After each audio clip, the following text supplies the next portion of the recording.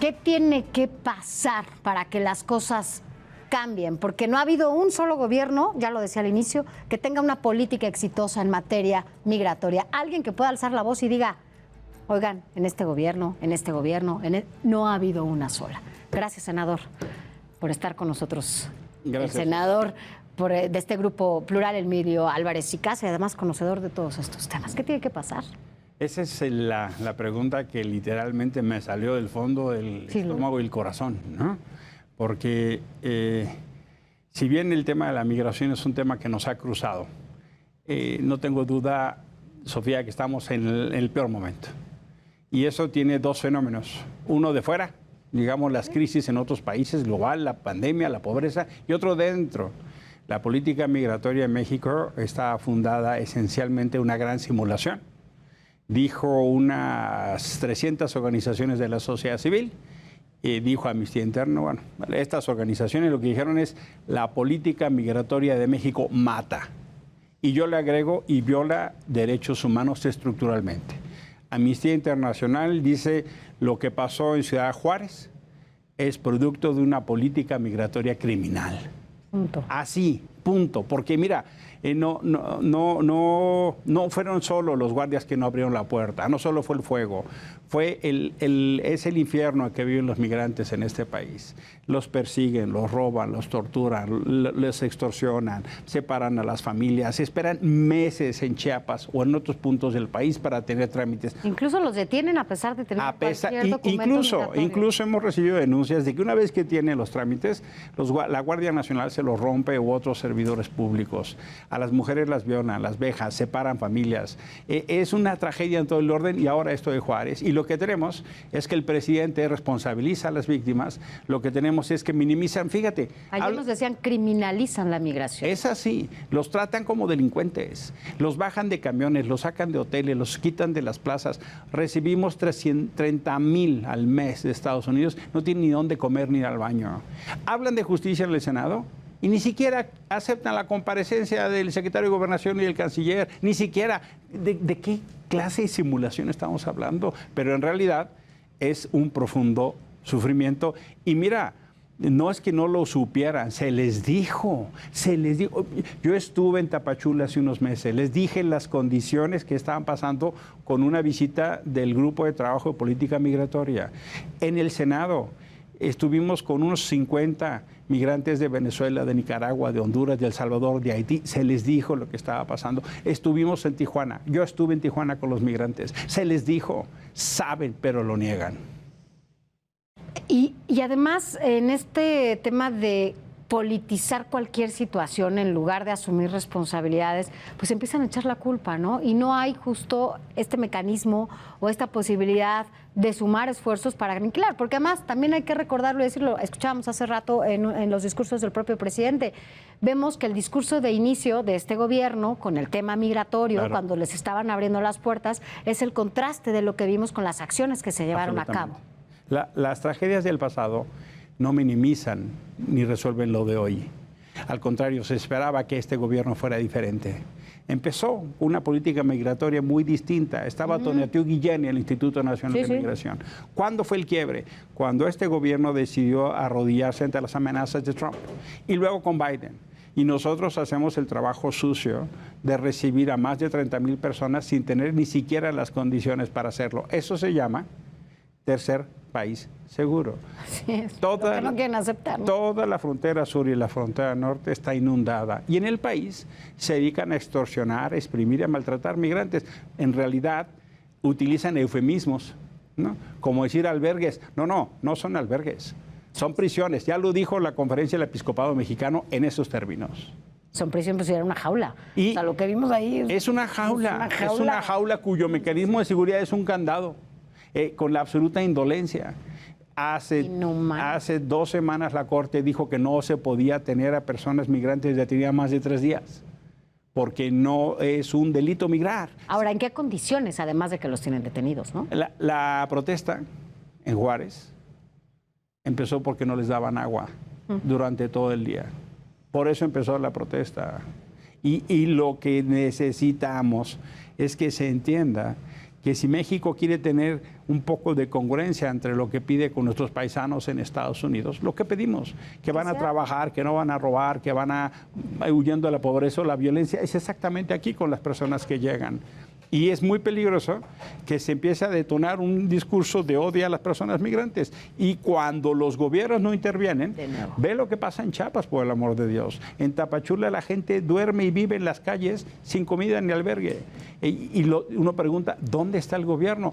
Le dedican todo el dinero al ejército y al Tren Maya y a los migrantes los persiguen. Hicimos, y digo hicimos porque eso fue un acuerdo principal del Senado de la República, la Guardia Nacional. No para patear y perseguir migrantes, sino para protegernos de la delincuencia. Y ahora los usan para perseguirlos en todo el país, Sofía. Sí, claro, los empiezan a criminalizar. Y ahora, ¿qué se puede hacer? Porque además, entiendo que aunque hoy por la mañana el presidente dio un giro totalmente a su discurso, ¿no? En contraste con lo que justo decía ayer. Bueno, al final ahora pues se van a abrir estas carpetas de investigación, ya hay responsables. Pero esto no resuelve el fondo de lo que se está viviendo, ¿no? Esto es una reacción a lo que vivimos. Mira, hay que entenderlo con absoluta claridad. Esto es un crimen de Estado. Así. Y para atender esto tiene que atenderse entonces la política pública tiene que cambiar. Ya no es solo un tema de seguridad, tiene que entenderse de solidaridad, tiene que cambiar los términos de relación con Estados Unidos y Centroamérica y, por supuesto, el fenómeno de la investigación de este caso que nos avergüenza ante el mundo. Ya habló el Papa, ya habló el secretario general de Naciones Unidas, todo el mundo, pero ¿cómo no? ¿Cómo así que mueren 40 personas encerradas porque no les abrieron y se van caminando como si estuvieran fumando en la Alameda? No han salido los audios, pero te garantizo que en ese entorno lo que eran gritos desesperados de ayuda. Es que el problema de la indolencia y el cinismo, y todavía en el Senado hoy nos decían, no, sí va a haber justicia, si no quisieron ni aceptar las comparecencias. ¿Pero quién les dijo que sí va a haber justicia? Los senadores de Morena, va a haber justicia, y con gritos embravecidos y con discursos incendiarios. No aceptaron ni comparecer. Ahora, uno se pregunta, ¿pero por qué de saque no está la destitución del comisionado del Instituto Nacional Porque además de no ha hablado, ¿eh? O sea, está desaparecido. No, nadie sabe dónde está, pero nunca, No se Adán Augusto, el secretario de Gobernación, peleando que no sea su responsabilidad. Es que el problema es que el señor está más ocupado queriendo ser corcholata que secretario de Gobernación. Bueno, pero el canciller también respondiendo, reaccionando, ¿no? Tiene otra responsabilidad. Entran en esos juegos y al final no se resuelven. Mira, aquí, para que no quede duda, por supuesto que el comisionado Garduño tendría que salir. Hay dos responsables por ley, que es el subsecretario Encinas y el secretario de Gobernación. Pero el responsable de todo esto es el jefe del Estado mexicano, que se llama Andrés Manuel López Obrador. Y el subsecretario Alejandro Encinas tampoco ha hablado. No, hombre, y lo que ayer dijo fue, no hay que revisar los protocolos y estas instituciones como si fuera de un organismo de la sociedad civil y no subsecretario competente en el ramo de derechos humanos, población y migración. Él es, aunque no hagan caso, por mandato legal el responsable. Es más, el acuerdo que hicieron para que Cancillería interviniera lo modificaron el presidente y Adán Augusto para que Gobernación tuviera más responsabilidades. Eso es por ley. Sí, fue una súper secretaría ahora, ¿no? Es por ley.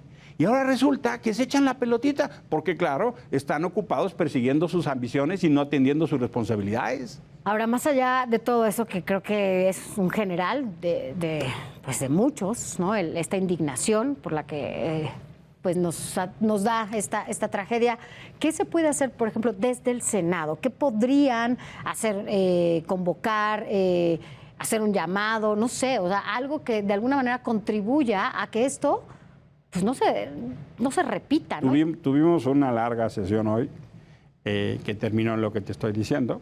Van a llamar eventualmente a comparecer al titular del Instituto Nacional de Migración.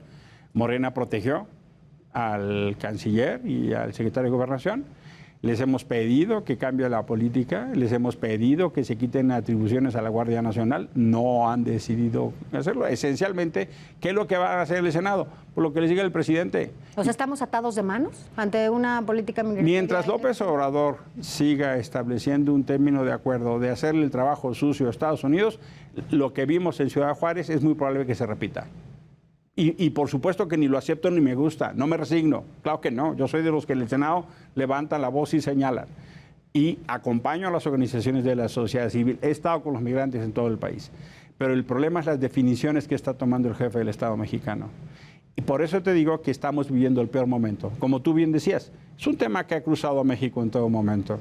Sí, pero lo que estamos viviendo hoy en materia de violaciones a los derechos humanos no tiene precedente. Que además, cuando hablamos de no se asemejan, pues, pero la manera en la que fueron condenados en su momento, cuando hablamos de tragedias, ¿no?